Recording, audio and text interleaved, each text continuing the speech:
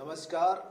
आज हम एक विशेष चर्चा के दौरान यहाँ पर उपस्थित हैं और वो चर्चा का विषय है जहाँ इस कोरोना वायरस से पूरे विश्व में तहलका मचा हुआ है, लोग परेशान हैं। वैसी स्थिति हमारे देश की भी है।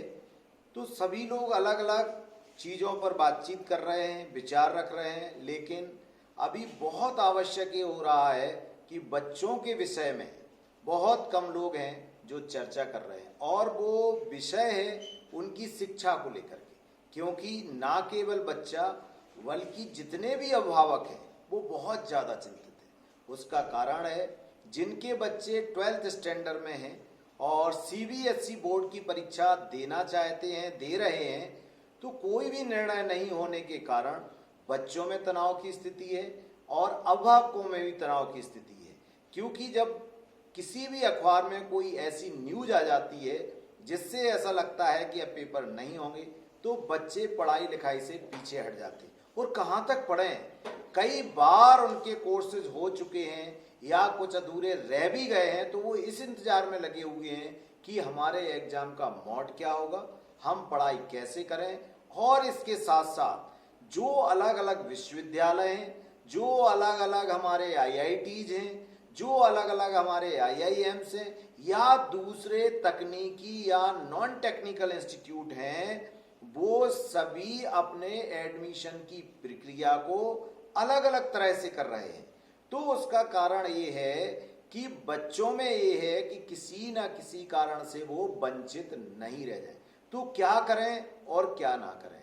तो मेरी सभी बच्चों से, अभिभावकों से यही गुजारिश है कि सबसे पहले तो स्ट्रेस मुक्त होना बहुत जरूरी है।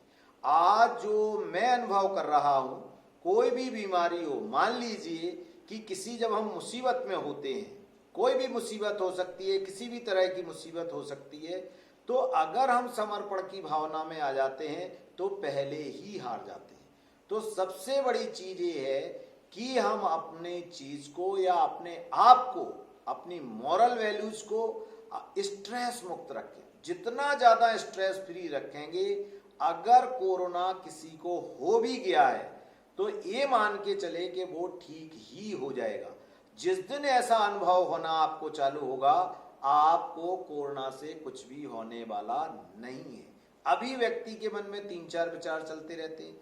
अगर मुझे कोरोना हो गया तो ऑक्सीजन मिलेगी या नहीं मिलेगी, हॉस्पिटल का खर्चा कितना आएगा। तो भारत सरकार, राज्य सरकारें इस पर काम कर रही हैं। मैं और निवेदन करना चाहूंगा सभी जो लोग इसको देखेंगे या सुन रहे हैं कि जो भी हॉस्पिटल हैं, अगर वो जायज चार्जेस लेते हैं तो ठीक समझ आता है। कई बार लोग अपना सब कुछ गंवाने के बाद भी अपने पेशेंट को बचा नहीं पा रहे हैं और इसके कारण बहुत ज्यादा स्ट्रेस का माहौल बना हुआ है। तो चूंकि मैंने पहले ही कहा है कि जो चर्चा का विषय है वो है हमारे विद्यार्थी छात्र, जो चाहे 12वीं कक्षा में पढ़ रहे हो, डिप्लोमा के परीक्षाओं में पढ़ रहे हो, चाहे वो इंजीनियरिंग हो, चाहे फार्मेसी हो या और कोई हो, या ग्रेजुएशन की कोर्स कर रहे हो, चाहे बीफार्म हो, बीटेक हो या और हो। तो इन तीनों चारों को अगर आप देख लें तो 2 ही 3 चीज हैं। कोई हायर एजुकेशन में एडमिशन लेना चाहता है, कोई यूजी करने के बाद पोस्ट ग्रेजुएशन में एडमिशन लेना चाहता है, कोई जॉब को ढूंढ रहा है, तो कोई ट्रेनिंग के मसलों पर बातचीत कर रहा है। तो जिस संदर्भ में आप बातचीत कर रहे हैं या जो आप सोच रहे हैं, उसकी आप प्रॉपर प्लानिंग करें। क्योंकि कोई भी चीज रुकी नहीं है, सभी चल रही हैं। और अपनी मानसिकता को बहुत ऊपर रखें। अभी मैं एक टीवी चैनल देख रहा था, उस एक चैनल पर ये आया था कि स्ट्रेस इम्यूनिटी को बढ़ाने में भी कारगर होती है। और ये आमिर खान जी के द्वारा चलाए जा रहे शो के कुछ अंश थे। तो ये वास्तविक सत्य है कि कहा भी कहा है, मन चंगा तो कटौती में गंगा। तो पहले तो मन को प्रसन्न रखना बहुत जरूरी है। तो आप सभी लोग स्ट्रेस फ्री रहें, ज्यादा से ज्यादा स्ट्रेस फ्री रहें, उतना ही ज्यादा आप अच्छे से जीवन को जी सकते हैं, तनाव मुक्त जीवन को जी सकते हैं। और जो भी बीमारी है आती है वो निसंदेह रूप से थोड़े दिन में चली जाएगी और आप ठीक हो जाएंगे। तो जो लोग जिस कॉलेज में एडमिशन लेना चाहते हैं और उनमें अगर रजिस्ट्रेशन की प्रक्रिया चालू हो गई है तो आप रजिस्टर्ड कराएं, क्योंकि कोई भी संस्थान हो या कोई भी यूनिवर्सिटी हो, आपकी अगर बेसिक डिग्री में कोई भी प्रक्रिया के कारण आप उसको उत्तीर्ण नहीं कर पाते हो तो आपके द्वारा जो भी दी गई फीस है वो एक पर्टिकुलर डेट जो स्टेट गवर्नमेंट के द्वारा सुनिश्चित की जाएंगी वो आपको वापस हो जाएगी। लेकिन अगर आपने रजिस्ट्रेशन नहीं कराया तो जो चीज आपको मिल जानी चाहिए थी उससे आप वंचित रह जाएंगे।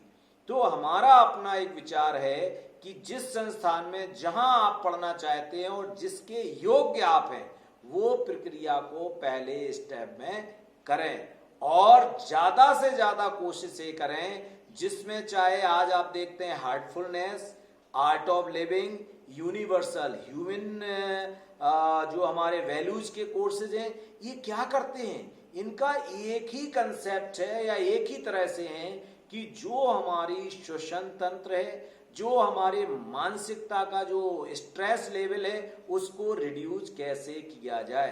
तो जितना ज्यादा हमारा नर्वस सिस्टम रिलैक्स फॉर्मेट में होगा, चाहे हमारा डाइजेशन हो, चाहे हमारे निर्णय लेने की क्षमता हो, सभी उच्च कोटि की ओर बहुत अच्छी होगी। एक दूसरे के ऊपर दोषारोपण ना करते हुए एक दूसरे की हम कितनी मदद कर सकते हैं, किस रूप में मदद कर सकते हैं। जरूरी नहीं है कि हरदम हम पैसे से ही मदद करें, आर्थिक रूप से ही मदद करें। कई बार हम मानसिक रूप से कैसे मदद कर सकते हैं, कई बार हम उनको छोटी छोटी सुविधाएं दे करके मदद कैसे कर सकते हैं, कई बार अच्छी अच्छी बातें कर करके हम मदद कैसे कर सकते हैं, कैसे किसी का मोरल बूस्ट कर सकते हैं, ये चीजें बहुत ज्यादा उपयोगी हैं।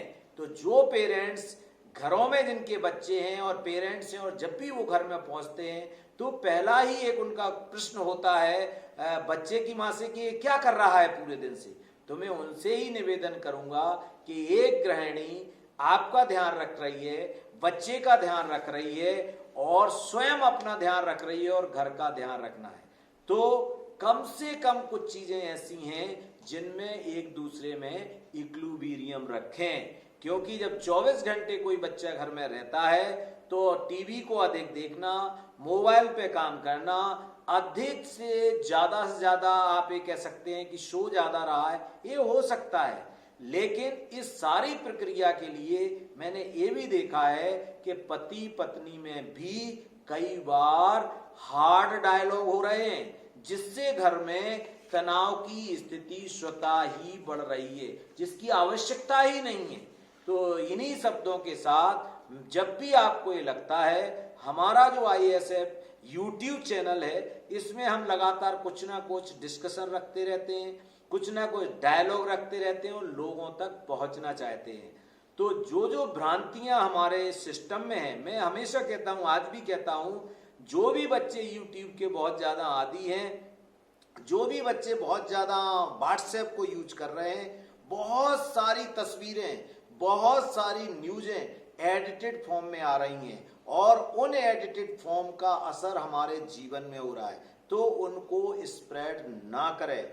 जो करेक्ट और परफेक्ट और ऑथेंटिक न्यूज हो सिर्फ उसको देखें। और पहले तो मैं ये कहता हूं कि मान लीजिए किसी व्यक्ति को जिस धर्म में, जिस कर्म में आस्था है जो उच्च कोटि का हो और उसमें आप विश्वास रखते हैं तो आप उसको करिए, उसको enjoy। लेकिन अगर मैं ये कहूं कि पर्टिकुलर मंत्र करने से कोरोना चला जाएगा, ये मैं कभी नहीं कह सकता। हाँ, ये हो सकता है, उस मंत्र को करने से मेरे मन में विश्वास है और मुझे फायदा हो रहा है तो मैं उसका फायदा लेता रहूं। तो जिसको जिस कर्म में, धर्म में फायदा हो रहा है वो जरूर ले, लेकिन वो रेमेडी नहीं है। रेमेडी जो आपके पास है वो आपकी सेल्फ रेमेडीज है, वो आपका परिवार है, वो आपकी हैप्पीनेस है। और जिस दिशा में और जिस जगह आप रह रहे हैं उसको स्वीकार करते हुए अपने लक्ष्य की ओर आगे आप बढ़ते रहिएगा, बशर्ते कि ये हम दोषारोपण देते रहें, उसको आप ना दें। और जितना तरह का एक भ्रष्टाचार हो रहा है, अगर वो लोग इस माध्यम से सुने, मेरा उनसे हाथ जोड़ के निवेदन है कि सबसे बड़ा धर्म है वो मानव सेवा है। अगर मानव सेवा आप नहीं कर पा रहे हैं कोई बात नहीं, लेकिन मानव को खत्म करने की प्रक्रिया में भागीदारी ना करें, क्योंकि अगर कोई भी नहीं देख रहा है तो सब कुछ जो देख रहा है, जो कहते हैं कि कहीं ना कहीं एक व्यक्ति है और जिसे हम ईश्वर कहते हैं, जिसे हम स्वयं की आत्मा कहते हैं, वो तो देख ही रही है ना। उससे ज्यादा तो सत्य किसी के पास है ही नहीं। तो सारे बच्चे अपने पेरेंट्स की भी कोशिश करें। अगर उनको ये लगता है कि हमारे पेरेंट्स से अगर आप डायलॉग करें, उनसे बातचीत करें, उनके साथ हंसें खेलें, उनके साथ कुछ गेम्स खेलें, जो आपके अंदर मन में विचार चल रहे हैं उनका डिस्कशन करें, उनको मन में विचार नहीं रखें, क्योंकि कोई भी पेरेंट्स अपने बच्चे का बुरा कभी भी नहीं चाहता है। वो सर्वश्रेष्ठ चाहता है और अच्छा चाहता है। इसलिए उनकी बात का पालन करें, उस पर विचार करें कि वास्तविक सत्य क्या है। क्योंकि मैंने पहले ही कहा है कि कोई भी पेरेंट्स अपने बच्चे का किसी भी कीमत पर बुरा ना कभी सोचता है, ना कभी करना चाहता है। जब एक स्टेटमेंट सर्वदा पूर्ण रूपेण से सत्य है तो उस पर हम जरूर विचार करें और परिवार में कहीं ना कहीं खुशियों का प्रवाह करें। बहुत बहुत धन्यवाद। Thank you very much.